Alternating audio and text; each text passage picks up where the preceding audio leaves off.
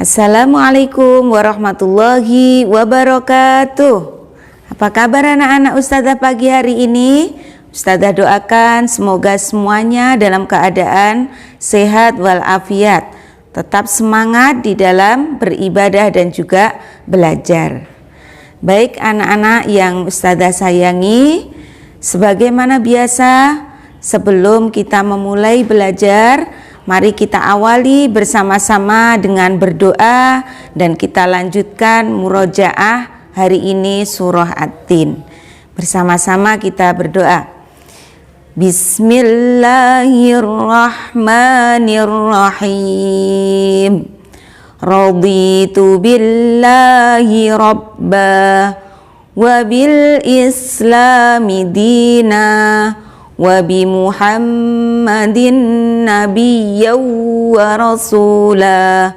Rabbi zidni ilma warzuqni fahma. Amin ya rabbal alamin. Kita lanjutkan murojaah bersama surah At-Tin. Bismillahirrahmanirrahim. Wattini wazzaitun wa turi sinin wa hadzal baladil amin. Laqad khalaqnal insana fi ahsani taqwim. Thumma radadnahu asfala safilin. Illa alladzina amanu wa amilus salihati falahum ajrun ghairu mamnun. Fama yukadzibuka ba'du biddin. Alaysallahu biahkamil hakimin. Sadaqallahul azim. Baik anak-anak, hingga saat ini Allah masih menguji kita semuanya dengan adanya musibah wabah pandemi COVID-19, sehingga masih mengharuskan kita semuanya belajar dari rumah atau belajar secara daring.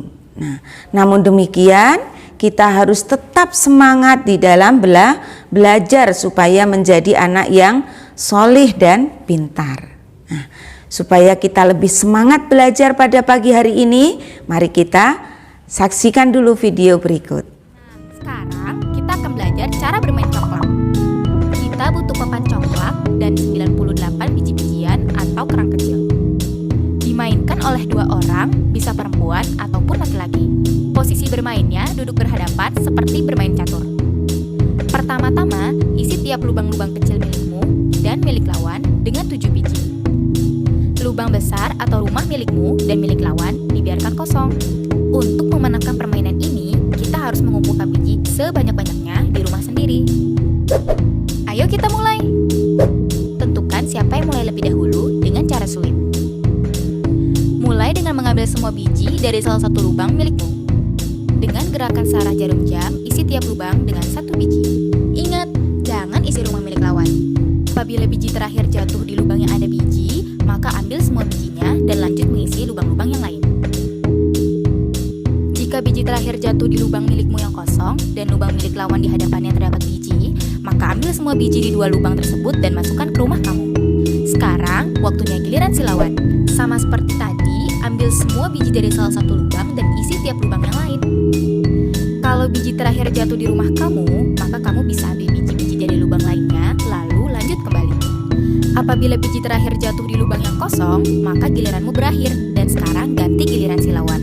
Lalu lanjut kembali dengan cara yang sama. Permainan selesai apabila sudah tidak ada biji lagi di lubang-lubang kecil. Hitung semua biji dari masing-masing rumah, dan siapa yang memiliki biji paling banyak adalah pemenangnya. Dengan bermain congklak, kita bisa melatih daya berhitung dan berpikir kita, karena kita butuh strategi untuk bisa memenangkan permainan ini. Begitulah cara bermain congklak. Selamat bermain teman-teman. Video tadi anak-anak adalah salah satu permainan tradisional di negara kita, yaitu permainan congklak. Nah, budaya ini tradisi ini harus kita lestarikan ya, sebagai salah satu wujud cinta kita kepada tanah air kita. Baik anak-anak, hari ini kita masih melanjutkan pembelajaran bab 3, yaitu cita-citaku menjadi anak soleh pada subbab indahnya saling menghargai. Adapun tujuan pembelajaran kita adalah bagaimana kita mampu saling menghargai antar sesama dalam kehidupan sehari-hari demi mewujudkan cinta tanah air. Nah, anak-anakku, sebagaimana kita ketahui bahwa semua manusia di dunia ini bermula dari Adam alaihis salam. Lalu Allah menciptakannya dengan berbagai macam bentuk dan juga warna kulit. Ada yang tinggi, ada yang pendek, ada yang gemuk, ada yang kurus, ada yang rambutnya lurus, ada yang rambutnya keriting, ada yang warna kulitnya putih, dan ada yang warna kulitnya hitam. Nah, demikian pula dengan kehidupan ini. Ada yang kaya, ada pula yang miskin. Nah, semuanya diciptakan Allah sangat beragam. Sebagaimana firman Allah di dalam surat Al-Hujurat ayat 13. Bismillahirrahmanirrahim.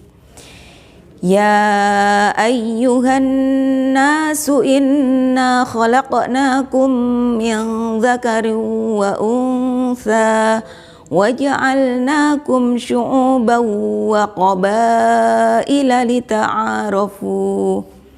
Yang artinya, wahai sekalian manusia, sesungguhnya kami telah menciptakan kalian dari jenis laki-laki dan jenis perempuan. Kemudian kami jadikan kalian bersuku-suku dan berbangsa-bangsa supaya saling mengenal. Nah, dengan saling mengenal kita akan dapat saling menghargai. Ya. Demikian juga di negara kita tercinta ini, anak-anak. Bangsa Indonesia misalnya terdiri dari 714 suku bangsa yang memiliki 1001 bahasa daerah, dan ada 6 agama yang diakui di negara kita tercinta ini, yakni ada agama Islam, ada agama Kristen, Katolik, Hindu, Buddha, dan Konghucu. Nah, sangat beragam bukan? Lalu bagaimana dengan perbedaan-perbedaan yang ada? Apakah kita saling mengejek atau saling mengolok-olok? Tentu tidak bukan? Tetapi kita harus saling menghargai. Baik anak-anak, sebelum kita membahas apa saja sikap yang dapat kita lakukan untuk saling menghargai, maka terlebih dahulu kita harus memahami pengertian dari saling menghargai. Nah, menghargai berarti menghormati, mengindahkan, dan memandang penting terhadap orang lain dengan bersikap sopan santun terhadap semua orang. Setidaknya ada 3 sikap yang dapat kita lakukan untuk kita saling menghargai dalam kehidupan kita sehari-hari. Yang pertama adalah menghargai pendirian orang lain. Sebagai contoh, pada agama Islam misalnya, dalam melaksanakan ibadah sholat subuh ada sedikit perbedaan, yakni ada yang melakukan doa kunut dan ada yang tidak melakukannya. Nah, apabila kita termasuk yang berkeyakinan tidak melakukan doa kunut, maka bagaimana sikapnya kita terhadap teman-teman kita yang melakukan kunut? Sikap kita adalah membiarkan mereka tetap melakukan doa kunut. Lalu bagaimana dengan sholat subuhnya? Insya Allah semua sholat subuhnya sah karena masing-masing memiliki tuntunan yang jelas. Nah, sekarang yang kedua adalah menghargai keyakinan orang lain. Sebagai contoh dalam persahabatan Ahmad dan Putu. Setiap hari Ahmad dan Putu bermain bola bersama. Lalu Ahmad mendengar suara adzan asar dan meminta izin Putu untuk melaksanakan sholat asar ke masjid. Nah, maka sikap saling menghargai yang dapat ditunjukkan oleh Putu adalah dengan mengizinkan Ahmad pergi sholat asar ke masjid. Nah, demikian juga sebaliknya. Pada hari raya Galungan, Putu meminta izin kepada Ahmad karena tidak dapat bermain bersama. Diajak oleh ayahnya pergi ke pura. Nah, sikap saling menghargai yang dapat ditunjukkan oleh Ahmad adalah mengizinkan Putu ikut ayahnya pergi ke pura untuk melaksanakan sembahyang. Yang ketiga adalah menghargai pendapat orang lain. Sebagai contoh dalam belajar kelompok, berdiskusi tentang cara berbakti kepada orang tua. Dalam kelompok tersebut ada Ali, ada Ani, dan ada Zahra. Menurut Ali, cara berbakti kepada orang tua adalah dengan melaksanakan sholat 5 waktu tanpa disuruh. Menurut Ani, cara berbakti kepada orang tua adalah dengan selalu membantunya. Nah, sedangkan menurut Zahra, cara berbakti kepada orang tua adalah dengan tidak berkata kasar kepada keduanya. Nah, masing-masing memiliki pendapat yang berbeda, dan antara satu dengan yang lainnya tidak boleh memaksakan pendapatnya sama dengan pendapat dirinya. Nah, demikian tadi anak-anak materi kita tentang indahnya saling menghargai. Dan untuk menguatkan pemahaman anak-anak terkait dengan materi indahnya saling menghargai ini, Ustazah punya teka-teki silang berikut.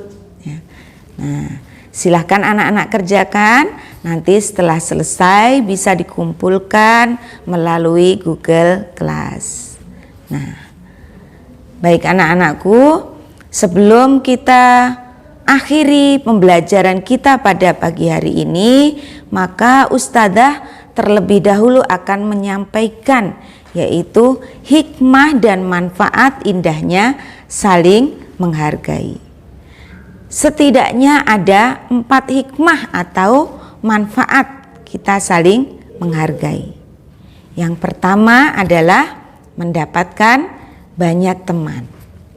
Yang kedua, akan dihargai teman. Yang ketiga, hidup akan tentram dan damai. Dan yang keempat, akan mendapatkan pahala. Pesan Ustazah anak-anak, mari kita jaga dan cintai tanah air dengan saling menghargai antar sesama. Baik anak-anak, mari kita akhiri pembelajaran kita pada pagi hari ini dengan bacaan hamdalah. Alhamdulillahirabbil alamin. Wassalamualaikum warahmatullahi wabarakatuh.